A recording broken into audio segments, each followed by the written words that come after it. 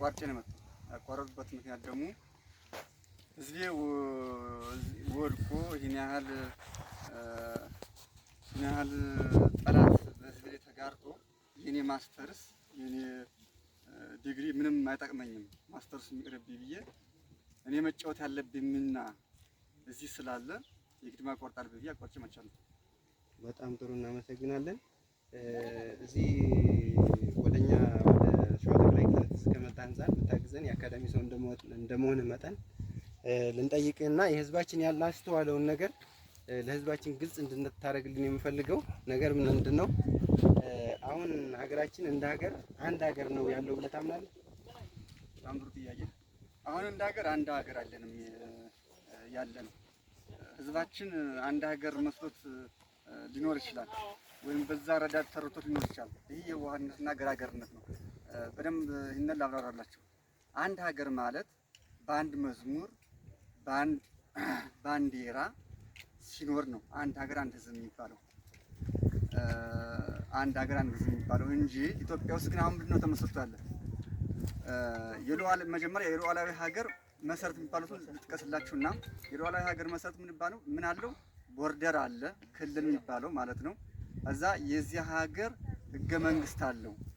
ከዛስ ሁለተኛው ሶስተኛው ደግሞ የዚህ ሀገር ባንዲራና መዝሙር አለው። ከዛስ የዚያች ሀገር ደግሞ አራተኛው የዛች ሀገር ስነ ጽሁፍ አለ። አምስተኛው የዚያ ሀገር ኃይል አደረጃጀት አለው፣ የወታደራዊ ኃይል አደረጃጀት አለው። ይሄ ደግሞ ኢትዮጵያ ውስጥ መሰረት ተጥሏል በክልል ስም። እነዚህ ክልሎች አቅም እስከሚያገኙ ድረስ ነው እንጂ አቅም ካገኙ በኋላ ሉዓላዊ ሀገር የመሆን እድል አላቸው። ለምን? እነዚህ አምስት አውዳሚ መሰረታዊ አውዳሚ ጽንሰ ሀሳቦች መሰረት ተጥለዋል። ስለዚህ ይህን መሰረታዊ አውዳሚ ጽንሰ ሀሳብ ኢትዮጵያ ውስጥ መሰረት ተጥሎ ሀገር አለ ማለት አንድ ሀገርና አንድ ህዝብ አለ ማለት በጣም ሞኝነት ነው። መከላከያንም ጥየው እንድመጣ ያደረገኝ አንዱ ይሄ ነው። ለምሳሌ ለዚህ ማስረጃ የሚሆን አንድ ማስረጃ ልንገራችሁ። ኦሮሚያ ክልል ውስጥ የሚዘመር አንድ መዝሙር ላሳያችሁ። እኔ አነብላችኋለሁ።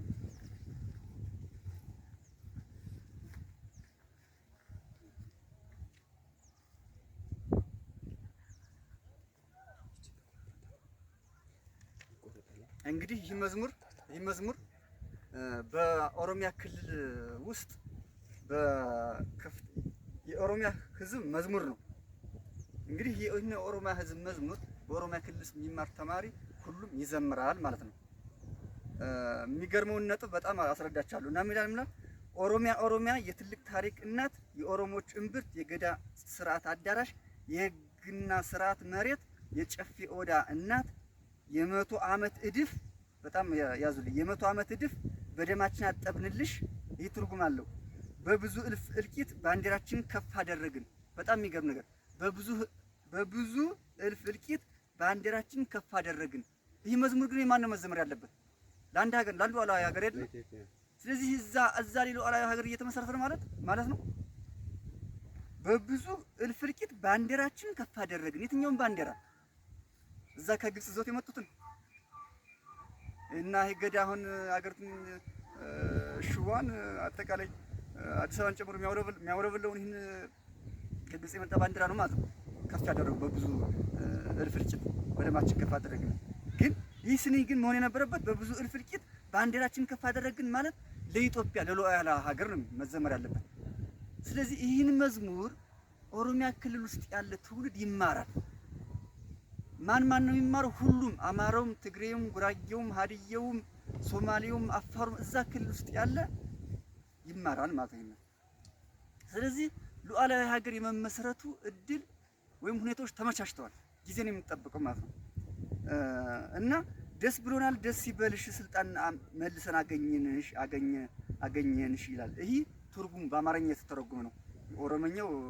የኦሮምኛ ማለሱን ተውና፣ ስለዚህ ከዚህ አንፃር ኢትዮጵያ ውስጥ ያለው ነገር አንድ ሀገር አለ ለማለት አያስችልም። ለጊዜው ነው። ሁለተኛው ለመጨረሻ አንድ ጥያቄ ላቅርብልህ። የአማራ ሕዝብ ጠላት አለው ብለህ ታምናለህ? ነበረውስ? በጣም ጥሩ። የአማራ ህዝብ ጠላት ነበረው አለው፣ ግን አልተነገረም። ያልተነገረበት ምክንያት እንግዲህ 400 ዓመት ገደማ ጎሳዎችን ይዞ የገባ ጠላት አለ። እሱም በሰነድ ተሰንዶ በግዕዝ ተጽፏል።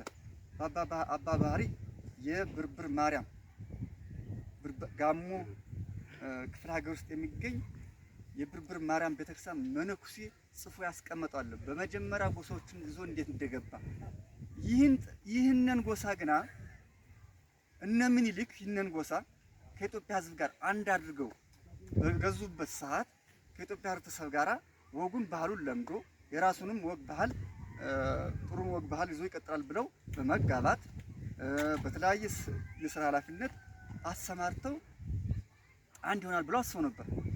ገዳ ግና የጦርነት ባህሉን የማፈናቀል፣ የመግደል፣ የአሰቃቂ ግድያ የመፈጸሙን አልተውም። በእነማን አማካኝነት? ገዳ የሚመራቸው ንዑስ ጎሳዎች አሉ። ኢቱ፣ ከረዩ፣ ቄሮ፣ ኦነግ፣ ሸኔ እየተባለ ሰዎች አንድ ናቸው። ስማቸው ነው የሚቀየረው። እነዚህ ዛሬ ህዝባችን በወለጋ በአርሲ አሰቃቂ ግድያ እየገደለ የሚኖር ጠላት አለን፣ ግን ተደብቆ አልተነገረም። ፖለቲከኞቻችን ማን እንደሆነ ጠላትን አላወቁም። እስካሁን ድረስ 50 ዓመት ትግል ሂደት ተካሂዷል። ከዛ ሰዎች ጀምሮ ግን ጠላትን ሳያውቁት የተካሄደ ትግል ነው። እኛ ፖለቲከኞቻችን እዚህ ላይ ግልጽ እንድታደርግልን የምንፈልገው ነገር የገዳ ስርዓት ማለት ህዝባችን የሚያውቀው በሽምግልና እና በእርቅ ነው። አሁን ደግሞ አንተ የምትለን ነገር ከዚህ በተቃራኒው ነው። ምናልባትም ገዳ የጦር ድርጅት ነው ብለህ ታምናለህ? በጣም ገዳ ማለት እንዳልኩት የጦር ድርጅት ነው፣ የጦር ተቋም ነው። ግንሳ ይባስ ብሎ ደግሞ ያላወቀው ህዝባችን ያላወቀ ፖለቲከኞቻችን በዩኒስኮ እንዲመዘገብ ተባባሪ ሆነው ዩኒስኮ ላይ አስመዘገቡት። ምንድነው ያስመዘገቡት? የሽማግሌና የአባወራዎች ተቋም ያሰራቂ ተቋም ተብሎ የተመዘገበ። ግን መሆን ያለበት ይህ ተቋም ተወግዞ እኛም ለዓለም አቀፉ ማህበረሰብ አስታውቀን የአሸባሪ ቡድን መሆኑን መካከለኛው ምስራቅ ላይ አይሲስ እንደተፈጠረው ሁሉ በአፍሪካ ብቸኛው ኢትዮጵያ ውስጥ የተፈጠረ የአይሲስ ቡድን ማለት ገዳ ነው፣ ጦር ድርጅት ነው። ለምን? እሱ ባህሉም ወጉም እሴቱም ጦር ነው። በኢትዮጵያ ህዝብ ላይ በኢትዮጵያ ነባር ህዝብ ላይ በየ8 ዓመቱ በሳይክል ወይም በዙር የሚካሄድ ጦርነት እያካሄደ የኢትዮጵያን ነገድ ያጠፋ የጦር ድርጅት ነው። ያጠፋቸው ነገዶች በዩኔስኮም ተመዝግበዋል። 28 ከነሱ ለምሳሌ በጣም የሚታወቁት ጋፋትና እናሪያ የሚባል አሁን ኢሉባብር የሚባለው አካባቢ ይኖር የነበረ ህዝብ በግዲ ወንዝ አካባቢ ጠፍቷል። ሌሎችም ጠፍቷል። በመመናመን ላይ አሉ። አሁን የአማራን ህዝብ ጨምሮ በዚህ የጦር ድርጅት ምክንያት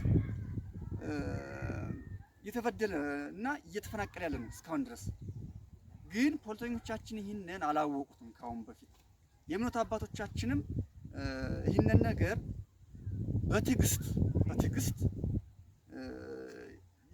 በትዕግስትና ሰላምን በመመኘት ምክንያት ማጋለጥ አልቻሉም፣ መታገል አልቻሉም። ካሁን በኋላ ግን የሃይማኖት አባቶቻችን እውነቱን ቢናገሩና ከተቻለ ይህን የማፈናቀል የመግደል ባህሪውን በኤቱ፣ በከረዩ፣ በቄሮ፣ በሸኔ፣ በኦነግ በሚባሉ ቡድኖች አማካኝነት ይህንን ቢተው ከዛ ውጭ ግና እንዳይስ በአሸባሪነት ተፈርጆ ሁሉም ዓለም አቀፍ ማህበረሰብ ተባብሮ ይህንን ቡድን ከስሩ ማስቆም ወይም ማጥፋት ነው ያለበት። ከዛ ውጭ ኢትዮጵያ በምን ታምር ሰላም አታገኝም። ለዚህም ደግሞ ማሳየው የዚህ ቡድን ትልቁ የጦርነት ባህሪውን የጦርነት ድርጅት መሆኑን ማሳየው ምንድነው?